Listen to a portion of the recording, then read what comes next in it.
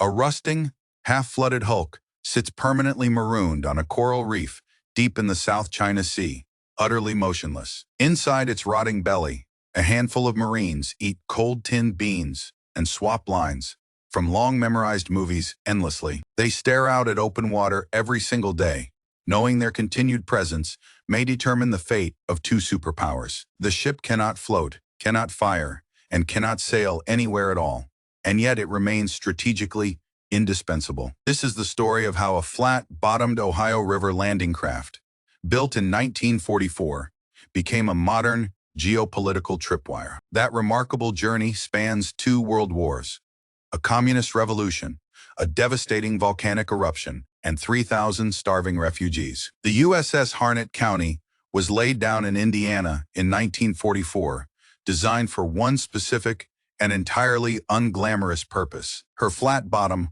allowed her to drive directly onto hostile beaches and open her cargo doors without any harbor required. Ships of her identical class served on the beaches of Normandy and across the vast Pacific island chains throughout the war. After the war ended, she served in the American occupation of mainland Japan before being mothballed back in the United States. When the Vietnam War demanded exactly her kind of utilitarian capability, she was refitted and sent back into active service. Now navigating the Mekong Delta's dense mangroves, she carried a helipad and served as a versatile, all-purpose floating base. By 1970, Nixon's administration was determined to hand the fighting back to South Vietnam and begin withdrawing American forces entirely. The Harnett County was among the hardware left behind, officially transferred to the Republic of Vietnam Navy with ceremony. Renamed the My Tho, she served her new Vietnamese owners faithfully through 5 more difficult years of ongoing conflict. Then came the spring of 1975 and the catastrophic fall of Saigon, which changed absolutely everything without any warning at all. In the desperate and chaotic final hours of the evacuation, the old ship was pressed into one last extraordinary emergency service. She sailed out of the collapsing country, carrying over 3,000 South Vietnamese refugees, with absolutely no destination yet arranged. For an entire week, people hung off her sides in open water, while the captain searched for any port willing to accept them. The ship made the long 1,000-mile journey toward the Philippines, but the government in Manila firmly turned them away. The solution eventually came through a piece of creative legal reasoning rooted in colonial history and wartime treaty fine print. The Philippines had been an American colony for nearly half a century, leaving behind a dense and complicated web of binding treaties. Negotiators argued the My Tho had never entirely stopped being American property due to her Ohio River origins and transfer fine print. If the captain raised the stars and stripes once more, the Philippines would finally allow the ship to dock at an American base. The argument worked. Refugees disembarked safely. The same strategy was successfully repeated with several other post-Saigon vessels in similar distress. But the solution created a completely different and lasting problem. The Filipino coastline was suddenly cluttered with aging American warships. These ships had survived Okinawa and the entire brutal Pacific campaign 40 years before, and bore every scar to prove it. As a gesture of goodwill, the United States told the Philippines they could keep any vessels that were still operational. And so the former USS Harnett County changed her name one final time, joining the Philippine Navy in 1976 as the BRP Sierra Madre. From her very first day in Philippine service, she was an emblem of deep military underfunding and inherited military obsolescence. Their newest equipment was, in the most literal sense possible, somebody else's crumbling surplus from a war fought 3 decades prior. Then the Philippines were struck by a catastrophe of almost theatrical scale, entirely too dramatic and simultaneous to fully believe. In 1992, Mount Pinatubo erupted in what became the largest volcanic eruption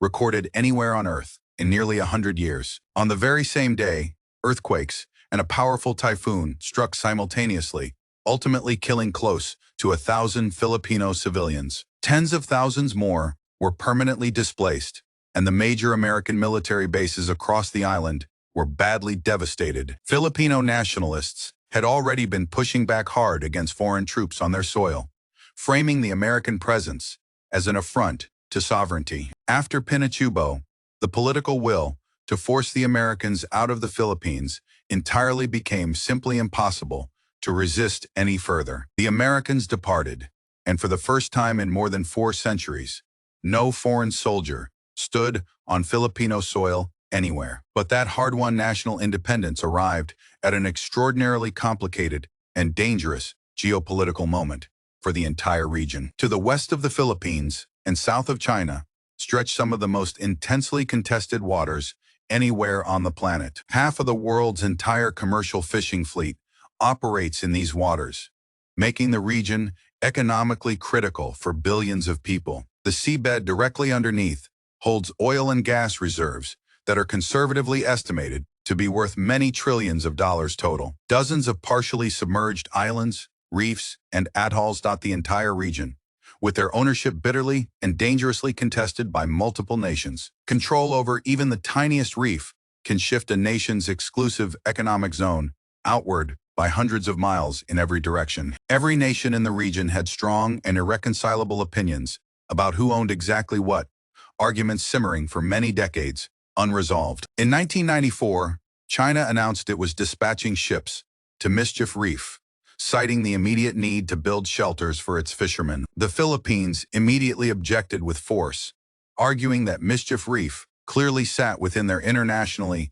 recognized exclusive economic zone. China countered with a sweeping historical claim stretching back more than 2,000 years to the ancient Han Dynasty era. The Philippines, now without American bases and equipped with a donated second-hand navy, faced the highest-stakes territorial dispute in the world. Their solution was audacious in its breathtaking simplicity.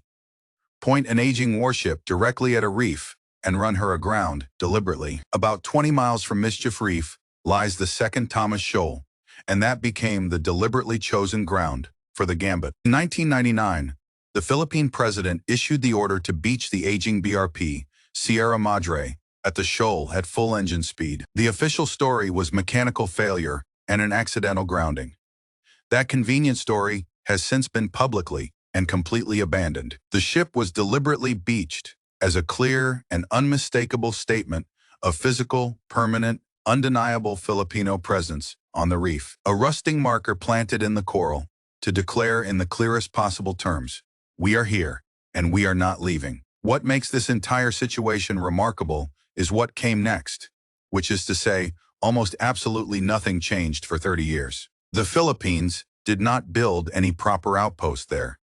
They constructed nothing permanent on or around the shoal at all. They left the ship exactly where she had grounded and stationed a rotating garrison of Filipino Marines permanently aboard her. Anywhere between 10 and 20 men make the BRP Sierra Madre their complete home for months at an unbroken stretch. They live below a deck that is slowly and inevitably losing its long battle with gravity and corrosive salt water every single day. The flooded lower compartments of the ship can only be navigated by torchlight in darkness that is total and absolute. Mosquito nets and thin foam mattresses pass for sleeping quarters in the close, humid, relentlessly salt-laced tropical heat aboard. There is no refrigerator anywhere aboard, so the rotating daily diet runs almost exclusively to various brands of tinned food. The generator works on good days, and on good days, the men sing karaoke loudly or watch DVDs they have already fully memorized. When fierce storms pass through, ships from sympathetic neighboring nations sometimes allow a few of the men aboard to shower and eat. The truly generous ships trade a handful of fresh movie discs. The cockroaches aboard the Sierra Madre are reportedly not going anywhere, and yet the Marines who serve rotations aboard the Sierra Madre speak about the experience with a pride that is entirely genuine. Their logic is not complicated. If the country cannot afford modern bases, an 80-year-old wreck is simply a more efficient alternative. The same strategically vital point is made at a small fraction of the price, underwritten by the bodies of brave men. When their rotation finally ends and they return home to their families, they are received and treated as genuine national heroes. By the full understanding of absolutely everyone involved in this situation, That assessment is exactly, precisely, and completely what they are. In 2016, the International Court of Arbitration at The Hague issued a ruling that went largely in the Philippines' clear favor. The court formally confirmed that both the Second Thomas Shoal and Mischief Reef fall entirely within the Philippine Exclusive Economic Zone. China rejected the ruling entirely and absolutely, restating its 2,000-year historical claim and refusing to recognize the court's jurisdiction. The Hague also noted that the reef disappears beneath the water surface at high tide each day, complicating its full legal status significantly. A reef that disappears cannot technically constitute an island, so stationing people there strengthens no territorial claim under international law. Manila already holds the resource rights simply by virtue of geography alone, the court said.